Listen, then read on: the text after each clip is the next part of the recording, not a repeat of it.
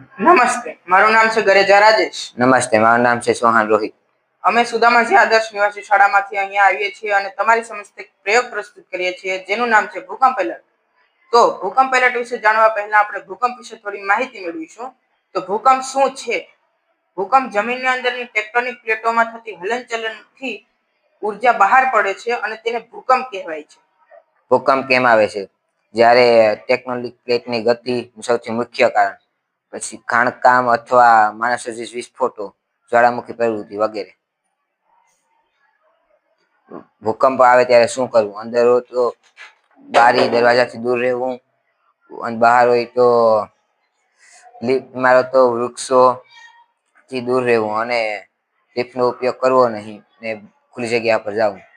ભૂકંપ આવ્યા પછી શું કરવું? ભૂકંપ આવ્યા પછી પાણી, ગેસ, વીજળીની લાઈનો ચોક્કસપણે ચકાસવી, સુરક્ષિત સ્થળે રહેવું અને રેડિયો અને ટીવી પર સત્તાવાર સૂચનાઓ સાંભળવી આવશ્યક છે. ત્યારબાદ આપણે ભૂકંપને માપવાના થોડા સાધન વિશે માહિતી મેળવીશું. ભૂકંપની તીવ્રતા માપવા માટેનું એટલે કે મેગ્નિટ્યુડ માપવા માટેનું સાધન રિક્ટર સ્કેલ કહેવાય છે.